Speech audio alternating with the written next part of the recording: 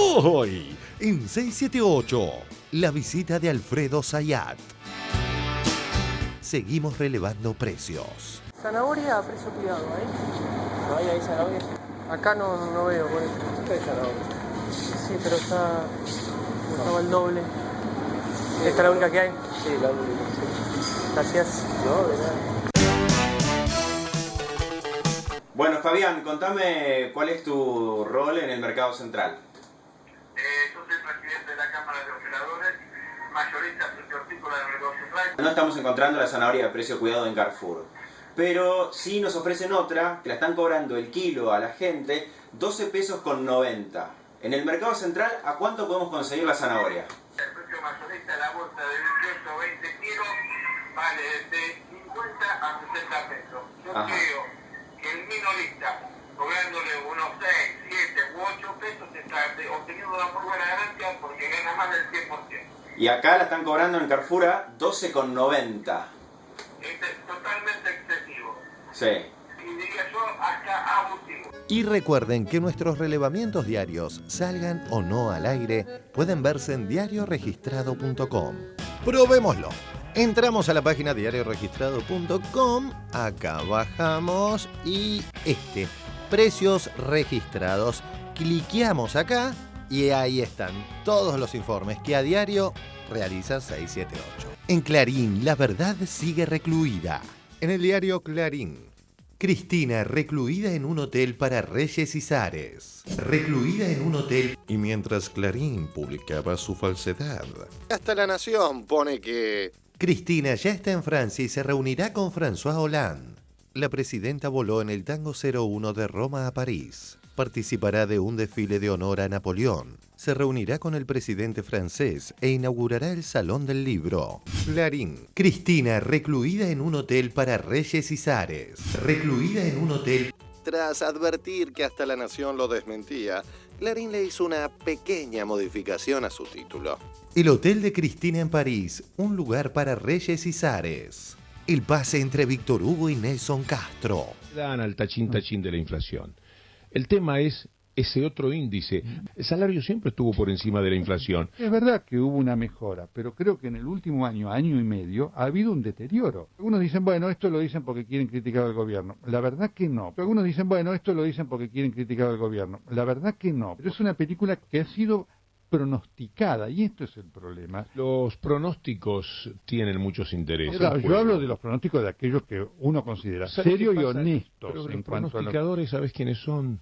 Son los alumnos de Cavallo. Está el médico que también te da un pronóstico así para sacarte un poco más de, por supuesto, estoy hablando de dinero. Yo estoy hablando de los honestos. A esos yo lo critico tanto como vos. A esos yo lo critico tanto como vos. Víctor, y 5, todo tu programa. Gracias. Una buena mañana, Empezó el juicio por la tragedia de Once. Estaba diciendo el doctor Dalbón que en cierta manera como que el tren frenaba bien, como que parte de la responsabilidad también la tenía el maquinista. Mira, el maquinista fue una víctima más. ¿Qué le habría pasado al motorman a segundos de llegar a la estación? Nosotros no lo sabemos eso, nosotros creemos en lo que nos dice el compañero porque sabemos cómo se estaba trabajando. El compañero dijo que intentó frenar y no lo pudo frenar. Imagino que en algún momento o varios momentos has hablado con él. ¿Qué es lo que te ha dicho? No, nosotros hemos hablado muy poco con él. ¿Por qué motivo? Nosotros tratamos de joderlo lo menos posible. Las pericias que nos notificaron esta semana de la tragedia de Once dan por cuenta que el responsable penal es Marcos Antonio Córdoba. Directamente manifiesta que todos los sistemas de freno se podían haber utilizado y que de haber utilizado el maquinista cualquiera de ellos, el tren no hubiera chocado, es decir, la tragedia no se hubiera producido. Scioli y la reforma del Código Penal. Cuando hay un debate alrededor del Código Penal, yo pregunto, 100 años tiene el Código Penal vigente. ¿A usted no le parece que algo que tiene 100 años en Argentina, con todas las nuevas características del delito, con todo lo que está pasando, no hay que debatirlo? Ahora, poner a debate un Código Penal que tiene 100 años no significa que se vayan a abrir las cárceles como se quiere instalar desde una posición buscando un golpe de efecto político. Otro día de fenomenales noticias. Notición para los que santifican la palabra que viene del norte. En la tapa del diario Buenos Aires Económico de hoy. Mejoró el frente externo y Bank of America sugiere comprar deuda argentina. 2. Producción de petróleo récord. En BAE, la producción de nafta alcanzó el volumen más alto en 10 años. En 2013 se generaron 7.610 millones de litros. 3. Maravillosa entrevista. Ayer andaba por la plazoleta Los Milagros, que es cerca de Ciudad Oculta, y la gente también te admira. Y recordaba mucho, justo me decían de eso, de que estuviste por ahí. Fue muy por bonito, se juntó un montón de gente en la puerta del sitio donde estuvimos. Te veíamos que tenías una remera del padre Mujica. Ahí está. Sí, a mí me sorprendió mucho esta imagen, casualmente, digamos. Me dijeron que para foto. ellos es una persona muy importante, dice, para nosotros está con nosotros presente siempre. Y dije, pues dame la camiseta, me la voy a poner. Sí. Y vos tenías alguna referencia, seguramente. Sí, mínima, pero sí que tengo referencia. Un cura muy ligado, digamos, al peronismo, muy ligado a lo social, un tipo que muy trabajaba mucho en las villas y demás. Casualmente rescatamos esto, el padre Mujica. En primer lugar, pareciera que acá el compañero hace un cierto reproche a los idealistas. Yo pienso que los únicos que han cambiado el mundo han sido los idealistas. El más grande de todos los idealistas ha sido Jesucristo, que soñó que un día los hombres todos íbamos a dejar de ser pecadores, y dio la vida por eso. Yo creo que el que no es idealista es un cadáver viviente. Si acá no hay elecciones libres, nosotros no vamos a poder impedir que miles y miles de jóvenes engruesen los grupos guerrilleros. Porque acá ya la alternativa es límite. Fuerte, ¿no? Fuertecito. Fuerte. Para esa época y para ahora también. O sea, un padre, un hombre que va al frente. 4. Daddy le paró el carro. ¿Sos kirchnerista o sos peronista? Soy peronista, y creo que este gobierno ha sido el gobierno más peronista que hubo en los últimos años, ¿Sí? inclusive la última presidencia de Perón. ¿Sí? ¿En serio? Sí. Mira vos, me tomas de sorpresa. Bueno, vamos ¿Mala sorpresa o buena sorpresa? De sorpresa, ahí lo dejo. Sopla fuerte 678. Cuando elegimos el nombre del programa, le pasamos el dato a nuestro amigo el Campa y nos hizo este guiño cómplice. Ponete en mi lugar. Vienen 40 tipos a pedirme laburo. ¿A cuánto les puedo dar? 6, 7, 8. 6, 7, 8 tipos. Me rompo la cabeza para darle laburo a 10 tipos.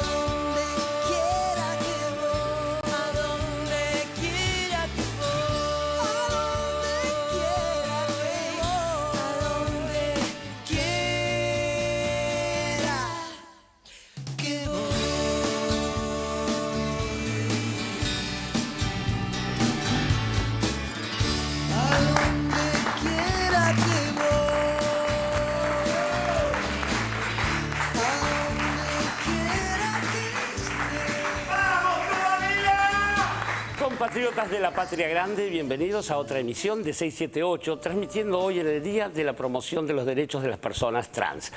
Buenas noches, compañeros columnistas del panel.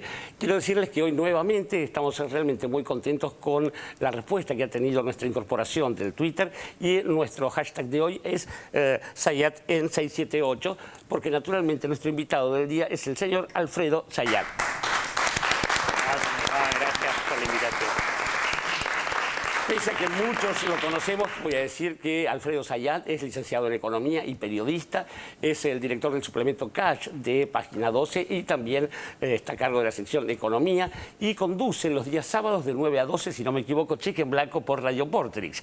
Es además el autor de un libro que yo personalmente insisto en recomendar a quien quiera opinar con algún tino acerca de la economía, que se llama Economía a Contramano Planeta, es la editorial. Es así, es un libro del que todos hemos aprendido mucho y donde se nos explican algunos extraños misterios como esos que vamos a tratar hoy. Vamos a ir al primer informe de 678 que tiene que ver con el nuevo índice inflacionario y las repercusiones. Tenemos esos encuentros entre Nelson Castro y Víctor Hugo y un debate de fondo, precios, salarios, en fin, esas cosas que nos va a explicar Sayar luego. Vamos al informe. El nuevo índice de precios y sus repercusiones. A nivel general del índice de precios al consumidor nacional urbano registró en febrero una variación del 3,4 con relación al mes anterior.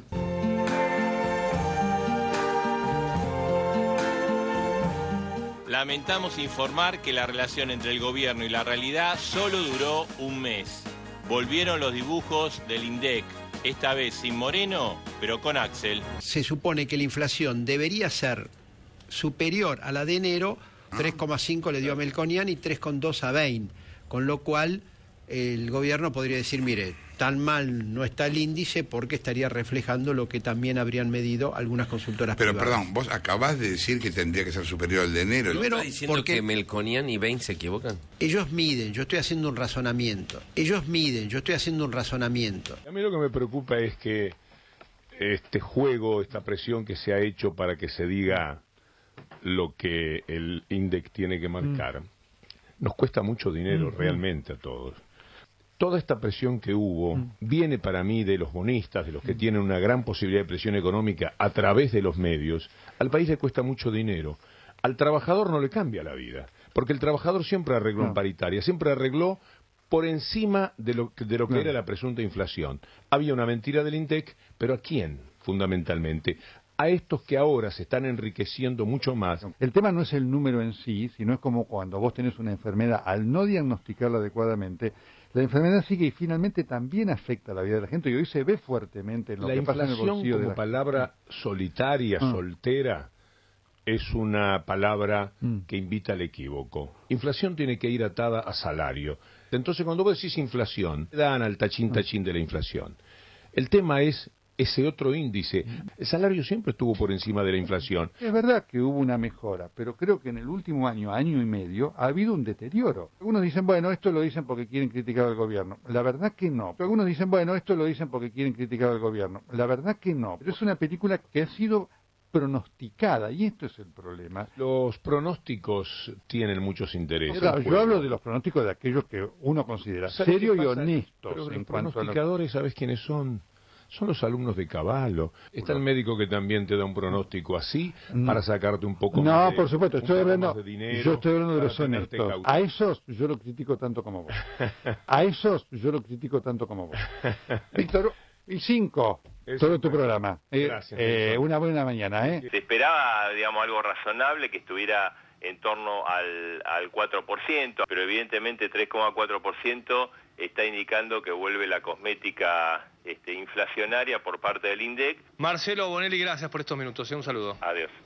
Y vamos a tomar contacto con el ex ministro de Economía, con Remes Lenikov, fundamentalmente con este dato que se conoce hoy, donde, bueno, algunos analistas, periodistas están ya sosteniendo que hubo un nuevo maquillaje por parte del INDEC. Marcelo, hola, buenas tardes. Está indicando que vuelve la cosmética inflacionaria por parte del INDEC. Lo que es preocupante es que alguien asesore a otro y le diga que tome una decisión en base a esto, que no tiene bases claras ni tampoco una uniformidad. Este nuevo número, y hay más porque salen todos los días, yo estuve escuchando diciendo, no, para mí fue... Eduardo Levi Cesati es economista, director del IPSIS, está en línea de teléfono. En la lógica de los números que ustedes están trabajando, ¿cómo debería ser entonces la inflación? Nos dio una inflación a nivel nacional por arriba del 5%. Tanto una encuestadora americana, Price Stats, como Ecolatina, están hablando de una inflación en febrero del 6 y pico %.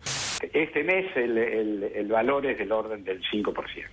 Nos dio más alto, nos dio casi un punto más alto febrero. El índice de inflación del Congreso en febrero fue del 4.3%. A nosotros febrero nos dio 3,5 puntos. Estamos en una inflación de por lo menos 4 en febrero. No hay nunca una repregunta, ¿eh? ¿Cómo lo medís? ¿A dónde fuiste? ¿Es en la esquina de tu casa? No hay nunca una repregunta.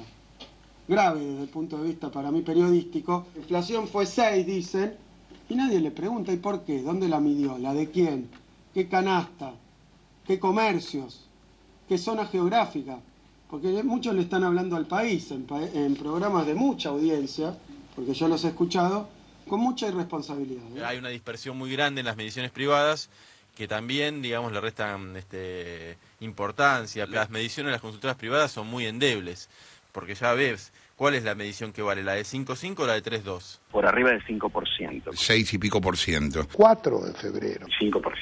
3,5 puntos. 4.3%. ¿Cuál es la medición que vale? ¿La de 5,5 o la de 3,2? Mientras tanto, sigue relegado el debate económico de fondo, que parte de la esencial puja entre precios y salarios. ¿Cuánto caímos en la producción de trigo? Las peores siembras los últimos 2 años, en más de 100 años, de cuando los campos se araban con arados tirados por caballos. Las peores en 110 años. Tenemos la peor cosecha de trigo de la historia argentina.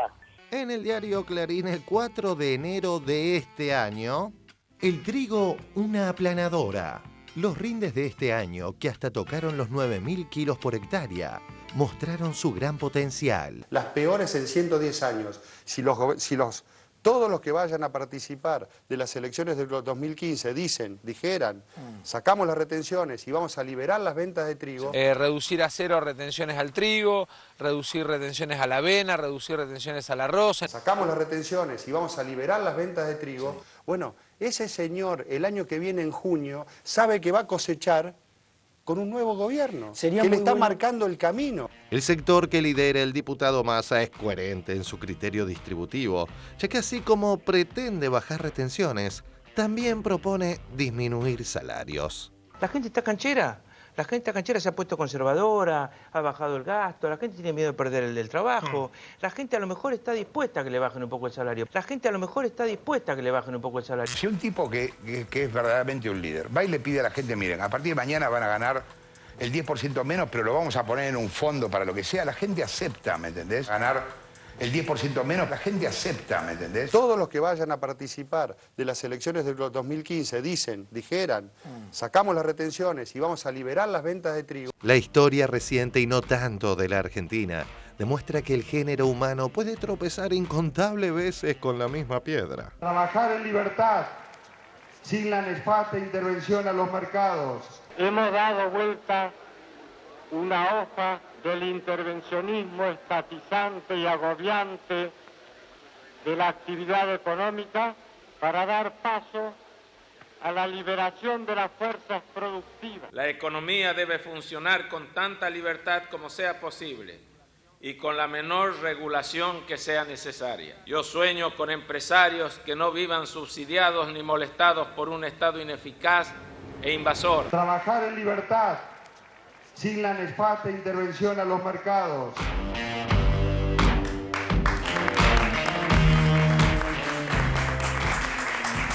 Bueno, vamos por partes, querido Alfredo Zayat. Primero tenemos esta idea de que la inflación es un estado de ánimo, ¿no? Cada uno arroja lo que se le canta. Y después, por suerte, es ver que las fuerzas de derecha, como el Frente Renovador, acuerdan con la sociedad rural. Pero empecemos por donde quieras. Hablemos de los indicadores primero, después Bien. hablemos de la inflación. Porque, lamentablemente, en estos últimos 7 años pasó a ser un espacio de disputa política los indicadores del INDEC y, fundamentalmente, el índice de precios al consumidor. Bien.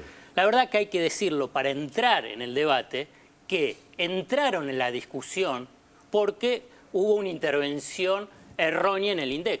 Y a partir de esa intervención en el INDEC empezó a devaluarse la palabra oficial vinculada con el tema de los precios.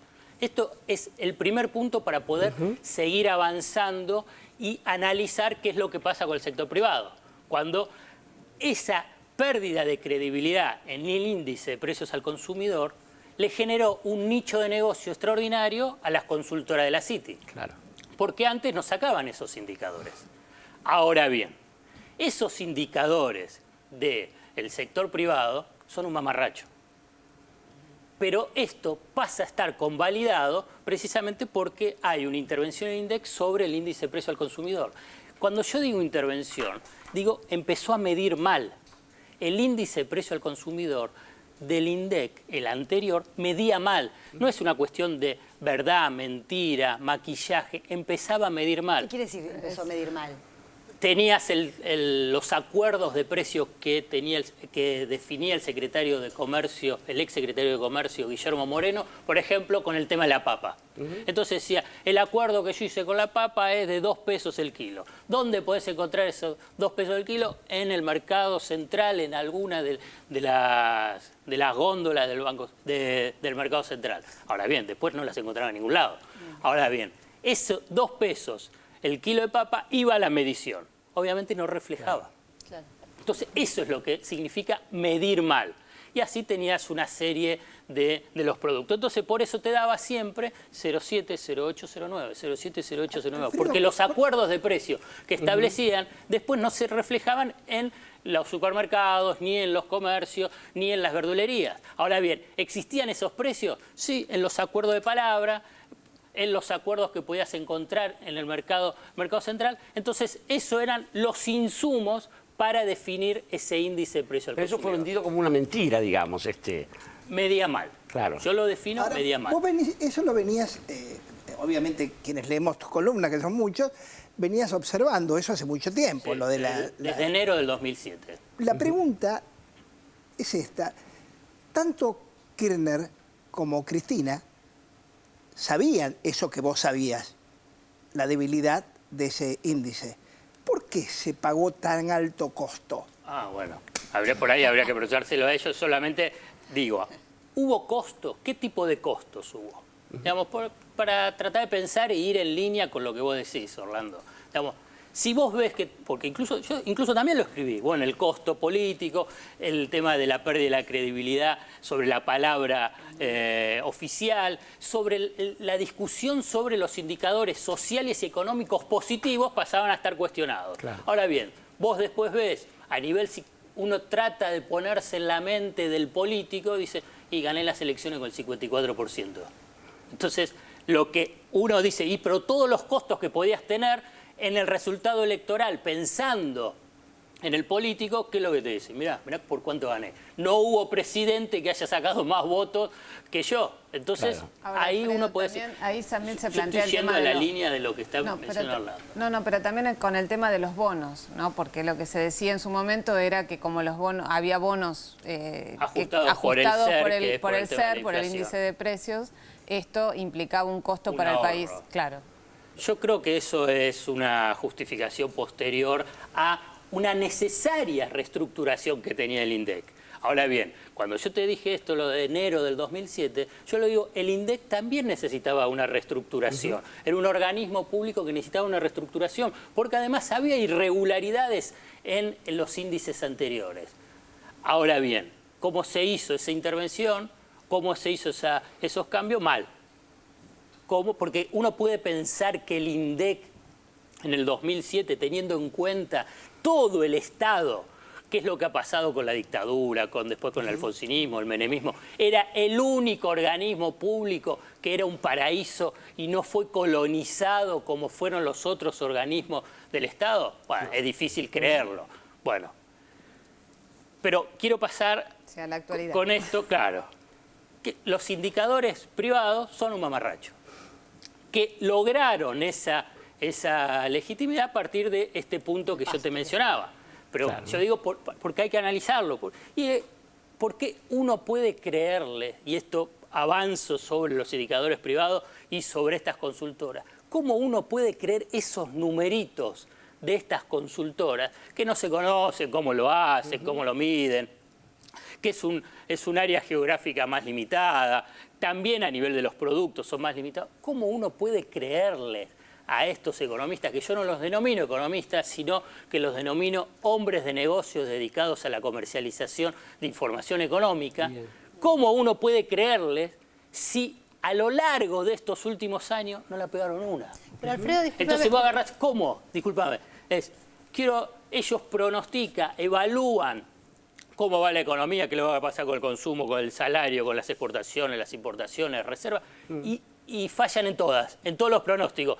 ¿Y cómo le podés creer entonces que esos numeritos de la inflación son buenos. Bueno, en línea con eso, porque tu argumentación respecto de que ellos se montan en una falla de origen, digamos, argumentativa, en ese número mal hecho por el INDEC, entonces los habilita a decir cualquier cosa y habilita a cualquiera a creerle. Ajá. Ahora, estos mismos tipos, yo ni les digo hombres de negocios, estos tipos, dicen cualquier otra cosa de cualquier otro aspecto de la economía, el dólar, la cosecha, cualquier...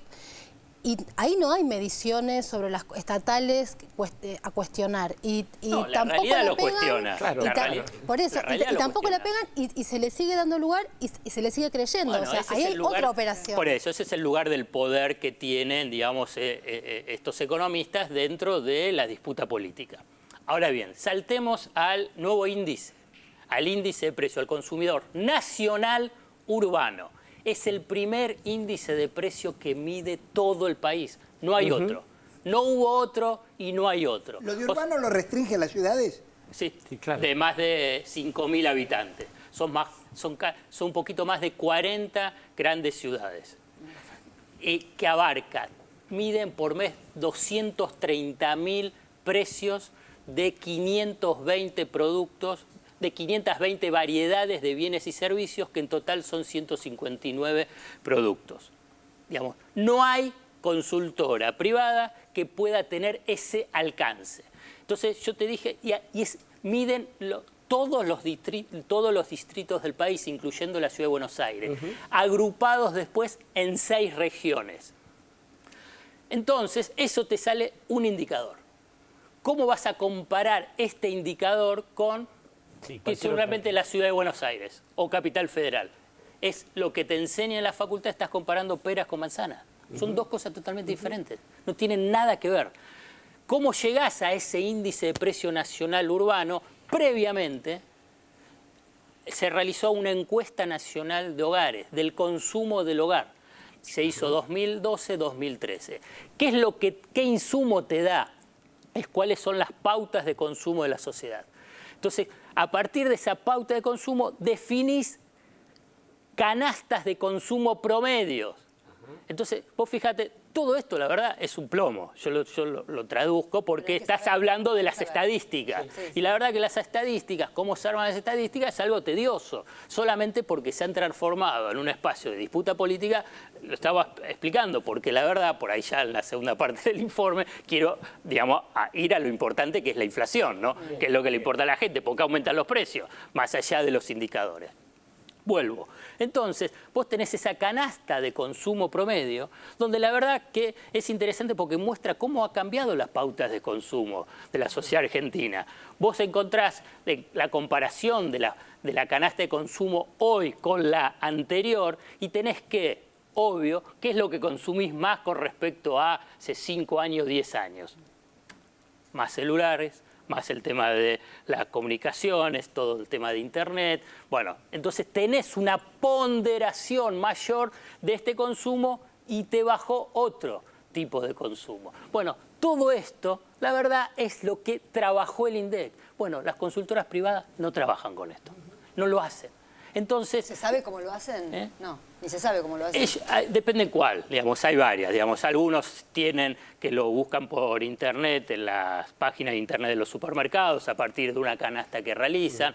Otros hacen un relevamiento por Capital Federal en algunos lugares determinados. No todos, porque no tienen la cantidad de personal que pueda realizarlo. Yo te dije solamente con el índice de precio consumidor nacional urbana, 230.000 precios. Obviamente que eso no lo va a hacer ninguna consultora. Ahora, una vez que sale esta cifra, la cifra que se da oficialmente, hay críticas sobre esa cifra diciendo que es falsa o hay críticas diciendo que esa desaceleración pequeña no significa nada. ¿Cómo es esto? Bueno, punto 1. ¿Qué es lo importante del indicador? ¿Por qué decimos entonces el indicador? Porque te marca la tendencia. Entonces, si un indicador como el de precio te muestra la tendencia, o sea que ¿qué es lo que mostró el indicador de estos últimos 2 meses? Que hay una tendencia al alza. O sea, eso es lo relevante. Digamos, cuando vos tenés un indicador que no se mueve, 0,8, 0,9, cuando vos ves que los precios suben, claramente no te está reflejando bien lo que es el tema de la tendencia. Entonces, esto es un punto esencial. O cuando baja o hay desaceleración de precios, que es lo que incluso los economistas de la Citi dicen que es lo que está pasando en marzo y que se va a profundizar en abril, es una desaceleración de los precios. Entonces, eso tiene que estar reflejado, eso tiene que estar medido. Y el elemento importante y relevante para ver la diferencia de que está ganando legitimidad este nuevo índice de precio al consumidor, porque hay que ver cómo va su recorrido. La verdad que un primer paso que fue el de enero, el segundo fue el de febrero, está recuperando esa credibilidad en un indicador importante, es que a diferencia de los índices de precio al consumidor de la inflación anterior, ¿ustedes recuerdan que un ministro de Economía lo informe? No. Bien, claro. Obvio, pero lo informaba. En este caso, Axel Kicillof, el ministro de Economía, se para y explica cuánto dio el índice de precio al consumidor en enero, en febrero, el 3,7, el 3,4, explica cuáles son los rubros que más subieron y a la vez, obviamente, se presenta a decir, está preocupado en el sentido de avanzar sobre lo más importante, que después lo voy a explicar, ¿qué es lo más importante? Que aumentan los precios. Claro. Claro, ¿cierto? Ahora, frente a esto tenemos este tipo de manifestaciones como del lado de la sociedad rural, digo, cifras, otro bombardeo de cifras que están claramente ajenas a la realidad. Digo, ¿cómo funciona eso para incidir sobre lo que es la economía real de la Argentina? Bueno, el manejo de las expectativas económicas es una variable muy, muy relevante. Es muy relevante porque precisamente te va definiendo, bueno, cuál es el comportamiento de los actores económicos. Los actores económicos de las grandes empresas, medianas empresas, pequeñas empresas y cada uno de nosotros como consumidor, trabajador, consumidor. O sea que las expectativas son muy relevantes. Y ahí, digamos, el gobierno, digamos, el kirchnerismo, a veces tuvo morosidad en la intervención de ese debate en la formación de expectativas, dejando obviamente el terreno para los que aspiran a generar expectativas negativas. Entonces, esto es lo que, la verdad que con el nuevo equipo económico empieza por lo menos a estar en disputa. Digamos, pues fíjate que el ministro de Economía sale junto con, por ejemplo, el secretario de Comercio, a trabajar sobre las expectativas. Dice, y Capitanich también, buscando decir, bueno, se está desacelerando. Lo que está claro es que hay un problema con los precios. Lo que vos estás mencionando es la disputa política en función a cómo se construyen las expectativas económicas. Bien. Ahora, una pregunta. Sí, Lolita.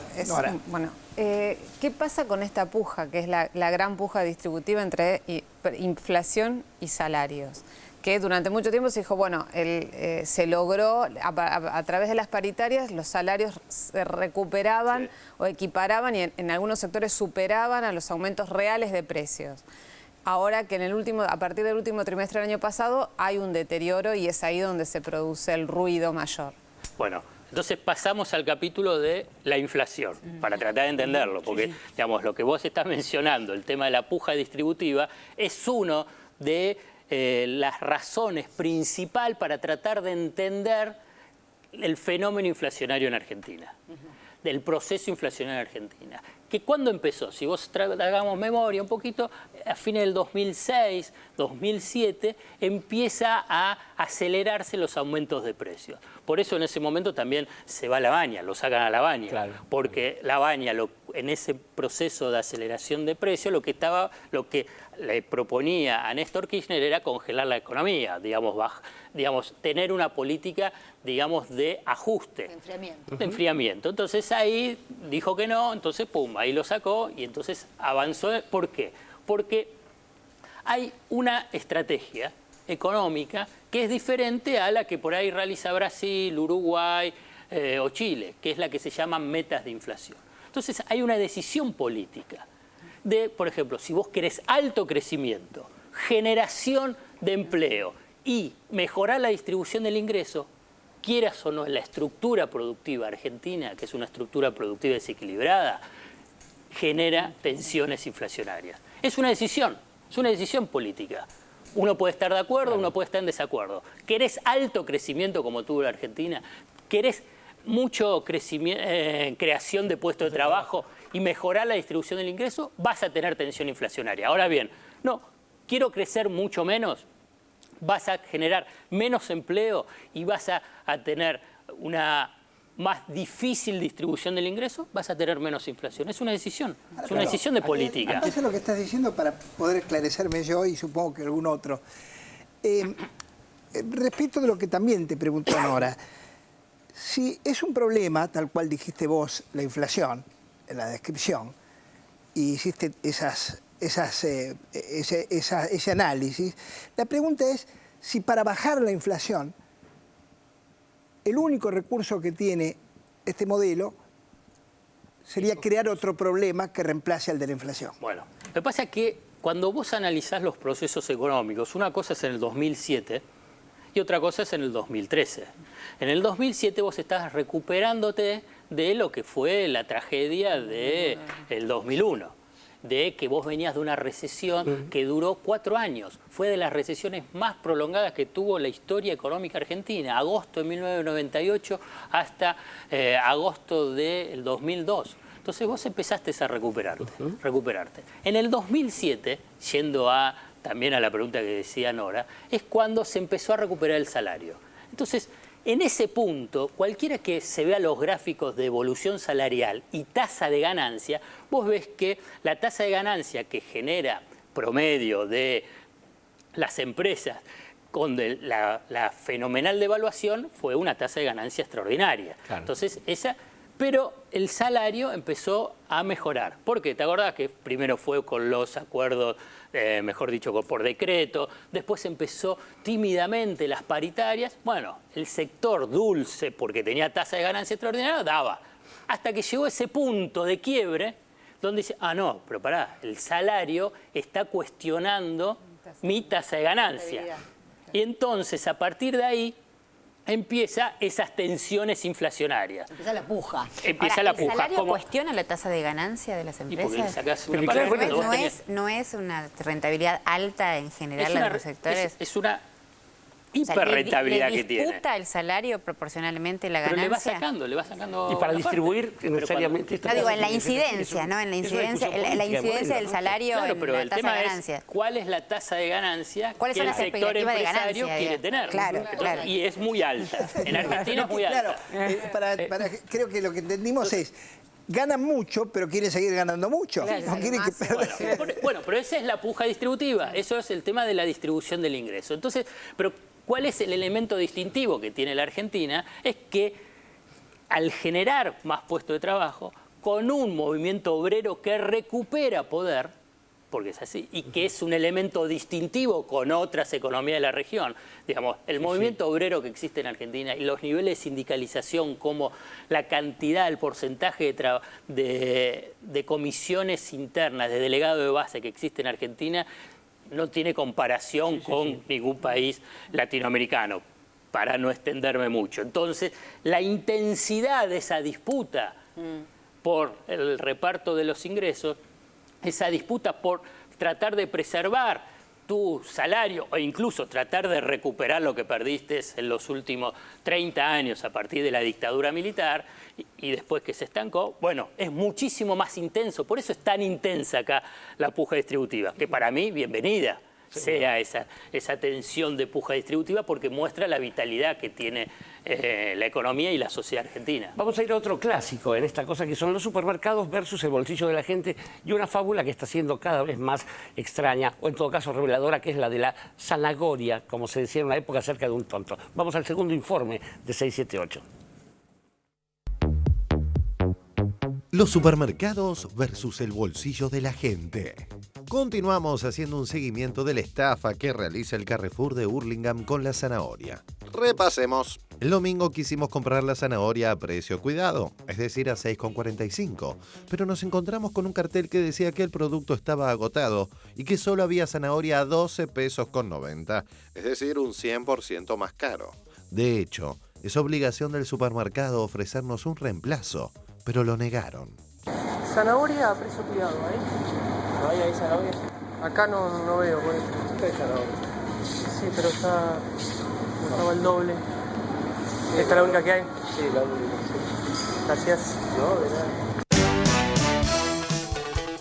Hola, ¿qué tal? Era así para denunciar unos faltantes de productos en Carrefour de Hurlingham. Por ejemplo, zanahoria no hay. Y ellos ponen como que el producto se encuentra agotado. ¿Qué pasa cuando no existe un producto como ese? ¿Ellos deberían tener un reemplazo o no? Por ejemplo, si no está la zanahoria de precio cuidado, si hay una zanahoria más cara, sí, realmente tendrían que cobrar la zanahoria de precio cuidado. una pregunta, porque yo averigüé y la Secretaría de Comercio dice que me tienen que cobrar a precio cuidado. Mire, Vane dice que no se puede cobrar por otra. Ya no hay más productos de reemplazo. En ninguno, si es como faltante, se respalda de que está como faltante. No hay reemplazo de nada. Es más, nos están haciendo sacar todos los carteles de los productos que había de reemplazo. Viendo esta actitud y que el producto estaba agotado, llamamos a Secretaría de Comercio para ver si Carrefour había denunciado al programa de alerta temprana este faltante. Y esto nos dijeron. Gracias por comunicarte con la Secretaría de Comercio del Ministerio de Economía y Finanzas Públicas de la Nación. En Carrefour de Hurlingham, en Vergara 4121, no hay zanahoria a precio cuidado, o sea, 6,45. En este caso, que tiene un cartelito de agotado, ellos deberían tener un reemplazo, ¿o no? Exactamente, igual calidad al mismo precio, sí. Ajá. Ellos tienen un producto similar, que lo están cobrando a 12,90. Cuando consulto en el supermercado, me dicen que no hay más reemplazos en realidad. Que no existen más los reemplazos. ¿Esto es así? No es cierto. Hay una lista así de reemplazos autorizados. El producto lo tienen que tener en stock. Ustedes tienen un sistema de alerta temprana, ¿no?, en donde los supermercados tienen que avisar que hay productos que no están pudiendo conseguir o no tienen, o por una cuestión de temporada no se consiguen, y la zanahoria en este caso en el Carrefour de Hurlingham está avisado. No está justificado el faltante, no, exacto. No está avalado por la Secretaría de Comercio el faltante de este producto. Llamamos a la sucursal de Carrefour en Hurlingham en reiteradas oportunidades, pero nunca nos atendieron. También intentamos en el 0800, pero no obtuvimos respuesta alguna. Llamamos al Mercado Central a ver cuánto salía a comprar de manera mayorista el kilo de zanahoria. Bueno, Fabián, contame cuál es tu rol en el Mercado Central. Yo soy presidente de la Cámara de Operadores, mayorista hortícola del Mercado Central. No estamos encontrando la zanahoria de precio cuidado en Carrefour, pero sí nos ofrecen otra, que la están cobrando el kilo a la gente, 12 pesos con 90. En el Mercado Central, ¿a cuánto podemos conseguir la zanahoria? El precio mayorista de la bolsa de 18 o 20 kilos vale de 50 a 60 pesos. Yo creo que el minorista, cobrándole unos 6, 7 u 8 pesos, está obteniendo una muy buena ganancia porque gana más del 100%. Y acá la están cobrando en Carrefour a 12,90. Es totalmente excesivo. Sí. Y diría yo, hasta abusivo, ¿no? Si una bolsa de zanahoria, hagamos la cuenta, vale de 50 a 60 pesos los 18 o 20 kilos. Estamos hablando de 3 pesos kilo, 3 pesos con 20 como mucho. 3 pesos con 20, o sea, me están cobrando un 300% más. Un 300% más, sí. Si tenemos en cuenta que el supermercado compra incluso más barato que este precio y que obtiene rentabilidad con los precios cuidados, no se entiende el aumento del 100% en la zanahoria estafando a los consumidores. Después de dejarlos en evidencia, ayer volvimos y nos encontramos con que habían tirado un par de zanahorias en el canasto de precio cuidado y habían sacado el cartel que decía que las otras estaban 12 pesos con 90. Sin embargo, cuando fuimos a la caja, quisieron cobrarnos los 12 pesos con 90. Tengo una consulta, ¿esta es la de 6,45, la zanahoria? A 12,90. Ah, porque en el cartel está el cartel 6,45. Supuestamente tendría que haber de las dos zanahorias. Yo en la góndola lo tengo a 6,45, está en la góndola. Sí, pusieron algunas de esas pasadas por la del precio cuidado. Digo, hoy sabemos que el precio cuidado no entró. No entró. Pusieron la que debería ser la cara, repartieron mitad y mitad para que hubiera. Y vos me la podés cobrar a 6,45. Está bien. Y si no me quejaba, pasaba a 12,90. El reemplazo lo está poniendo Carrefour ahora para tratar de no llegar al choque con el cliente. No hay reemplazo de nada. Es más, nos están haciendo sacar todos los carteles de los productos que había de reemplazo. Sorpresivamente ayer aparecieron los reemplazos cuando antes nos habían dicho que no tenían. Hoy volvimos a ver cómo seguía el panorama y al fin conseguimos zanahoria a 6 pesos 45, es decir, a precio cuidado. Una curiosidad fue que ahora pusieron en una bolsita más paqueta la zanahoria de 12 pesos con 90, como si buscaran justificar con eso el 100% de diferencia. Podés ver este informe y todos los relevamientos diarios que realiza 678, salgan o no al aire, en diarioregistrado.com.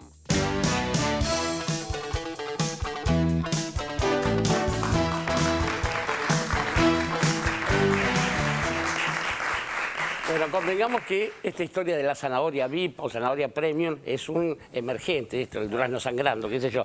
Alfredo Zayat, te preguntamos por los precios cuidados en general. No, porque no me pregunten los precios de la verdulería, todas esas cosas. Bueno. No nos des el pie, no nos des el pie. Antes hablamos de la puja distributiva sobre el tema de la inflación. Después hay otro elemento importante, es el tema de cómo intervienen los oligopolios, la concentración económica, para tratar de entender la inflación. Bueno, esto es un hecho claro, digamos, de el ejercicio, del abuso de la posición dominante de importantes actores económicos que tienen un peso relevante en la economía. En este caso, las grandes cadenas de comercialización. Pero aquí hay un elemento que me parece importante remarcar, porque bueno, este es el trabajo que ustedes hacen, digamos, es un trabajo voluntario, pero me parece que hay una etapa superior que debería ser la del Estado, digamos, porque cuando vos decís, y bueno, ¿dónde está el Estado? Más allá de, bueno, el tema de los precios cuidados, donde vos haces la denuncia para que pueda intervenir de una forma muchísimo más eficiente. Claro. Esto es ahora cuando surge el tema de los precios cuidados, pero uno puede pensar, decir, bueno, ¿qué es lo que ha sucedido en estos últimos, no sé si 10 años, pero podemos decir desde el 2008, 2009 hasta la fecha, por la necesidad de un Estado que intervenga, regulador, claro, que controle los abusos de la posición dominante de los sectores que son oligopolios? Porque la verdad, en todos lados, en muchísimos países existen mercados concentrados y mercados oligopólicos. Y en no todos esos mercados hay abusos del nivel como que tenés en Argentina. Porque la cadena de precios es, ¿no? En cómo se va generando eso desde el productor hasta que llega a nosotros. Exacto. Entonces, vos lo que tenés es que la concentración del capital, la concentración empresaria, es parte inherente del funcionamiento del sistema capitalista, ¿no? Esto es aquí, en Brasil, en Francia, en Estados Unidos, en todos los países capitalistas. El tema de la concentración. Ahora bien, ¿cuál es el rol del Estado frente a esta concentración económica? ¿Cómo interviene, cómo negocia con Molinos, con Ledesma, con Carrefour, con Coto? Y así podés hacer todo el recorrido, o los que tienen insumos difundidos, que son los importantes, por ejemplo, el aluminio con Aluar, el acero y la siderurgia con Techín, la petroquímica, la química, el cemento, yo te menciono porque son núcleos esenciales, eslabones importantísimos de la economía y que por consiguiente generan después lo que decís, ¿y qué pasa con los precios? La verdad que el Estado tiene muchísimas herramientas. El Estado tiene una permanente relación y vínculo con estos grupos económicos, para traducirlos. Por ejemplo, Blaquier, productores de azúcar Ledesma, por ejemplo, recibió crédito del Bicentenario. Entonces, ¿qué significa esto? Vos le das crédito, decís, bueno, confío que inviertas y desarrolles la producción azucarera, y después te sentás y decís, sí, amplié la producción azucarera. No, pero vos tenés que poner más compromiso.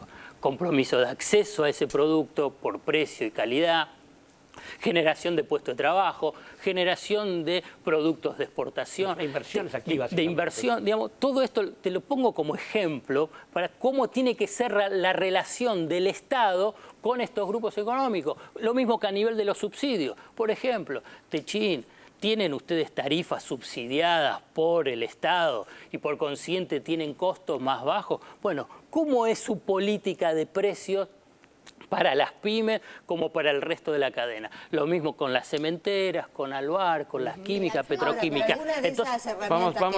Algunas de esas herramientas que vos decís deberían ser complementarias con la justicia, porque si hay multas y apelan y después no pagan, las herramientas se diluyen. Claro, lo que pasa es que vos ahí llegaste al último eslabón. Si yo aquí no tuve ningún tipo de le iba a decir zanahoria, de decir, bueno, te doy algo, pero vos tenés que tener compromisos. Bueno, cuando llegas y dices, bueno, te aplico la multa, caes en esa trampa. Justamente te quería preguntar por esa instancia anterior, digamos, que haces como un juego de un diálogo entre Blaquier y el funcionario del Estado, dialogan y no cumplen, ni Blaquier ni Carrefour. ¿Qué, aparte de seguir dialogando como corresponde, qué otras cosas hay, qué leyes, hay las multas, qué Dos más cosas. el Estado Una tiene es, lo que vos decís, es debilidad regulatoria. Porque la verdad, las negociaciones, ¿cómo eran? Eran informales. Y no tenías, por ejemplo, con el tema de los precios cuidados, todos rubricaron. Vieron cómo pasaron todos y pusieron la cara y todo. Bueno, entonces ahí vos ya tenés un compromiso formal diferente. Y después, por ejemplo, vinculado con leyes, y bueno, hubo proyectos de ley presentados en el Congreso. Uno fue desde Vaca Narvaja, que tuvo estado parlamentario y se cayó a los 2 años, y después también de Mercedes Marcó del Pont, para la creación del Tribunal de Defensa del Consumidor. Y la verdad no avanzó. Entonces, esto es el corazón del capitalismo, digo, pero la ley antimonopólica en los Estados Unidos funciona así también. Bueno, digo. claro, pero funciona, porque eso es lo que te digo, es premios y castigos. Digamos, el Estado da muchísimo, porque da muchísimo, en todos los estados capitalistas le da muchísimo a las burguesías, para ponerlo, le da muchísimo a los empresarios. Bueno, pero hay una relación de compromisos, digamos, para cumplir. Y si no los cumplís, bueno, te lo sacan. Recién, hace 1 año y medio, 2 años, si ahora... vamos a ver si se pone en funcionamiento, se creó una comisión en el Ministerio de Trabajo para unificar lo que sería la ventanilla de subsidios. Como vos tenés en muchas áreas del Estado que se dan beneficios al sector privado, bueno, no hay uno que sepa cómo está concentrado todo en uno. Por ejemplo, el Banco Nación le da un crédito, la Secretaría PYME da otra cosa, después tenés el subsidio que puede dar por el lado del gas, después entonces vos lo tenías todo disperso, entonces vos no sabías. Entonces cuando vos te sentás a negociar y lo juntás todo, le dices, miren señor, mire todo lo que el Estado le da. ¿Y usted cuál es el compromiso que tiene a nivel de producción, de inversión, de acceso a los productos y los precios? ¿Me entendés? Estos son elementos importantes. Pero quiero, si tengo un... Sí, cómo no. Bueno, vinculado con el tema de la inflación. Cuando yo te decía, bueno, que esto es el problema que nosotros tenemos que abordar para tratar de entenderlo. ¿Por qué aumentan los precios? Si uno se lleva por el análisis que es dominante en el pensamiento económico y que se ve en los medios y que se escribe, ¿cuáles son las razones de por qué aumentan los precios? Es por la emisión monetaria, o sea que la culpa la tiene el Estado, es el gasto público, quien tiene la culpa la tiene el Estado, y por los desbordes salariales, que no lo dicen así, sino que lo que dicen es por los aumentos de los costos laborales. Lo dicen de esta forma un poquito más sutil. O sea que la culpa la tienen los trabajadores, los sindicatos, e indirectamente también dicen el Estado. ¿Por qué? Porque no disciplina a los trabajadores y no dice, bueno, vos, si te encontrás ahí te falta un actor político, económico importante, porque tenés el Estado, los trabajadores, ¿quién te falta? El empresario. Claro. Digamos, entonces, ya ahí, por ejemplo, en ese análisis ya es incompleto. Pero a la vez, también uno tiene que decir, bueno, hubo una emisión monetaria descontrolada desde el 2007 hasta el 2013 para decir que así se aceleraron los precios. Entonces vos, la verdad que vos ves el recorrido y no tenés ese desborde monetario que plantean estos economistas que circulan por los medios. El gasto público, ¿hubo un desborde del gasto público? No. ¿Y cómo podemos tratar de contrarrestarlo a nivel argumentativo, pero ya ahora contundente, de cuáles son las fuentes de tensiones inflacionarias? Bueno, lo que ha pasado en enero y febrero es un ejemplo fabuloso para tratar de entender. ¿Hubo desborde monetario en enero y febrero? No, al revés. Público, claro. Al revés, el Banco Central estuvo. ¿Hubo desborde del gasto público que diga, wow, aumentó un 50, 60, 70%? No. ¿Qué es lo que hubo en diciembre, enero y febrero? Una devaluación. O sea, que uno lo que puede empezar a entender que una fuente de tensión inflacionaria importante en Argentina a nivel histórico, porque si uno, lo voy a hacer muy largo el recorrido, pero si vos ves lo que fue el Rodrigazo, el estallido de la tablita en el 81-82, cuando fue después el estallido del Plan Primavera con Alfonsín, que llevó a la hiperinflación, y después también cuando tenés el estallido de la convertibilidad, vos lo que ves que una de las fuentes de tensión inflacionaria, uno de los principales impulsores inflacionarios en Argentina es el mercado cambiario y es la devaluación. Entonces vos ves cómo es que salta al 3,7, al 3,4. Además de que se empezó a medir bien, es porque vos tuviste una devaluación, que es una fuente de tensión inflacionaria muy importante. Entonces vos me podés preguntar, ¿y entonces para atrás cómo fue? ¿El 2007, 8, 9, 10? Bueno, porque también se devaluaba en Argentina.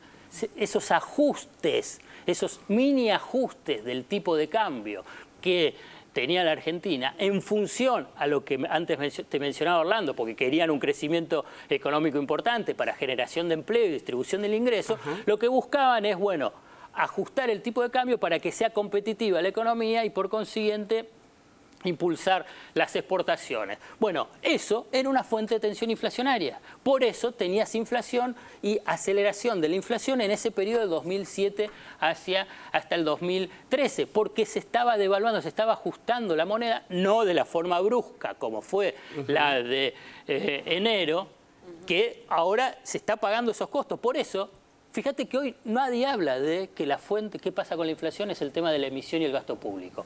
Es porque es por la devaluación. Entonces, cuando antes te vendían, no, es mejor la devaluación, porque así ganas competitividad, sabelo, porque ya ahora ya lo tenés el ejemplo claro, en tu propio bolsillo. Antes, cuando yo lo hablaba, ¿quién se acordaba lo que pasó hace 10 años, hace 20, hace 30?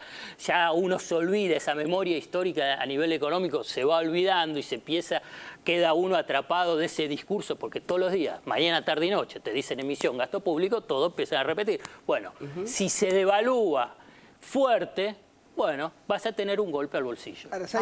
Bueno, todos queremos preguntar, porque evidentemente estás dando una clase para los elementales, por lo menos en mi caso. Te voy a hacer una pregunta que puede ser de fácil respuesta o de difícil respuesta. Parte de un pensamiento totalmente elemental. ¿Por qué el capitalismo empresario argentino, lo reduzco a las fronteras para no expandir, le conviene tener un mercado de consumo más estrecho que amplio? Porque si la distribución de la riqueza y el consumo se tornan abundantes, se supone que el trabajador, aún el más humilde, consume. Si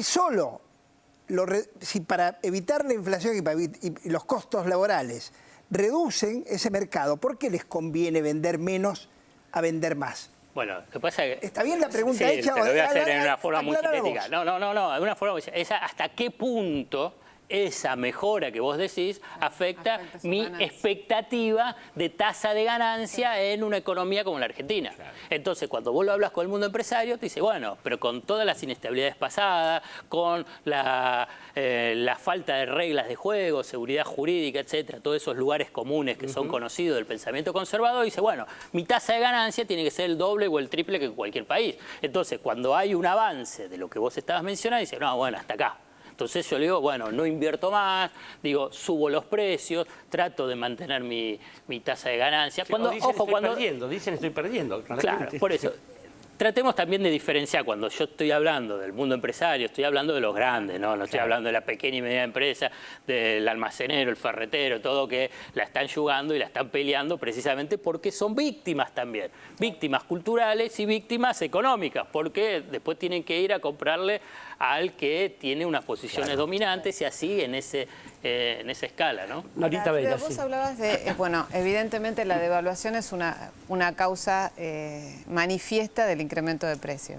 Ahora, la devaluación de enero fue de alrededor del 20%, no de poco más del 20%. El incremento de precios de muchos productos fue superior a eso.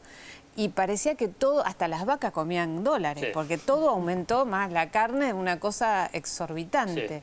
Digamos, no hay racionalidad ni siquiera en eso. Hay un sobreajuste de los precios vinculados con un poco lo que estamos hablando, con esas expectativas económicas que se van generando. Si vos hacemos la memoria corta, porque hace poco, ¿qué es lo que te decía? Que ibas camino a la hiperinflación, que esto no aguantaba. Entonces había todo también ajustes preventivos. Y esta devaluación, que yo la calculé, porque la verdad que la aceleración del ajuste de la paridad cambiaria empezó en noviembre. Entonces desde noviembre hasta el 24 de enero vos tuviste una devaluación del 26%. Y es fuerte. Devaluación, no suba de la paridad cambiaria, que es diferente. El de la devaluación es fuerte. Lo que tuvo la característica, a diferencia de las experiencias pasadas, es que acá le dieron 2 golpes de precio. Una era por la expectativa de que iba a haber una devaluación, y después cuando hubo la devaluación, porque hubo la devaluación. Entonces por eso tenés esos aumentos tan importantes. Porque no es solo por la devaluación. Tenés los ajustes por la expectativa de la devaluación y después por la devaluación, porque esa devaluación pensaba decir, bueno, no van a poder controlar, no iban a poder asumir de nuevo el control del mercado. Porque también hay que decirlo, se llega a la devaluación porque el Banco Central, las autoridades económicas había perdido control del mercado. Claro, se había perdido el control del mercado, digamos. Entonces se perdían reservas y no instrumentaron medidas para asumir el control. Vos fíjate que la más fuerte y con la de mayor costo, que fue la de la devaluación, que vuelvo a repetir, yo no estoy de acuerdo con esa devaluación porque es regresiva. Fíjate, lo que se está sufriendo ahora a nivel del poder adquisitivo es porque tiene un impacto regresivo. De todas maneras, en la corrida previa a esa devaluación uno tenía la sensación de que lo que se buscaban esos sectores era una devaluación mucho más fuerte. Sí, ¿no? Claro. Sí. Bueno, está bien. No quería una devaluación del 40 o del 50 y salió del 26. Pero igualmente, fíjate que tenés un impacto sobre el poder adquisitivo. Pero además, se tomaron medidas. Se subió la tasa de interés, les dijo a los bancos, los llamaba a los bancos. ¿Vieron cuando yo les decía a nivel de la negociación? Bancos, ustedes tienen una posición dolarizada, o sea, de compra de dólares en contratos a futuro y bonos dolarizados muy por encima de lo que dice la norma. Incluso algún banco, no quiero ir con numeritos técnicos, de 450% más que de su patrimonio. O sea que estaban acumulando dólares y obviamente cuando la devaluación, cuando salgan los balances trimestrales de los bancos, van a ver y van a salir todos los titulares las fabulosas ganancias de los bancos. ¿Por qué? Y claro, si tenía los dólares, después te subió, número redondo, de 6 a 8, tenés una ganancia fabulosa. Entonces, después llamaste también a los exportadores y dije, ¿y por qué no liquidan? Sí, claro. Obviamente que después liquida. Bueno, tenemos una enorme cantidad de preguntas. Ahí nos tendremos que ir a una tanda. Cintia García está peleando desde hace un ratito. Solo para unos 20 segundos tenemos. Bueno, es una pregunta, en todo caso la podemos responder, la puede responder Alfredo después. Quería volver al tema de la discusión paritaria, ¿no? Que me parece que coyunturalmente es el momento álgido, por ejemplo, de las paritarias públicas, de las paritarias docentes. Esa tensión bienvenida que coincido sobre la puja distributiva de los distintos sectores de la economía tiene desde la esfera pública el antecedente del desbarajuste y la extorsión policial del año pasado. Y eso generó un cierto movimiento en la discusión paritaria del resto de los empleados públicos. En este momento, ¿tenés una postura, una mirada sobre el conflicto docente y esa tensión? La contesté. No, contestalo ahora porque después por ahí no empezaron las clases. No, lo que me parece que hay dos sectores que me parece que hay que diferenciar. Uno es el del empleado público y el de los docentes y otro en el sector privado. Y si vos ves el sector privado, hay una suerte de mayor prudencia en la negociación salarial porque los sindicatos, y esto claramente se ve en los metalúrgicos, están pensando también en preservar los puestos de trabajo. Entonces vos tenés ahí esa negociación, esa tensión que se da que es diferente. Y no, porque entonces aspiran a que con un aumento de entre el 25 y 30% más el compromiso de preservar los puestos de trabajo, se produzca, no una aceleración de la inflación. Apuestan a una desaceleración de la tasa de inflación, llegue fin de año, no ahora lo ves, tenés una pérdida de poder, llegue fin de año y pueda terminar empatado. En el sector estatal y en el sector docente hay una variable que no entra en juego, que es la pérdida del puesto de trabajo. Entonces ahí... ¿Te puedo decir algo? Además, y una cosa más, y que también el sector estatal... global, no el de los docentes, el sector estatal, en la evolución salarial en la evolución salarial, podemos decir desde el 2004-2005 hasta la fecha, ha tenido una variación menor que la del sector privado. Bien, vamos a ir a un corte. Solo quería decirle este remate que me parece que lo vas a aprobar. Es más fácil hacerle huelga al gobierno desde el sector estatal que desde el sector privado. Un aforismo de por eso Orlando mismo del Baroni, despido. Vamos a ir a un corte en 678. Todavía tenemos pendiente el comienzo del juicio oral por la tragedia de 11, las mentiras de Clarín sobre la gira de la presidenta y tantas otras cosas. Ya volvemos.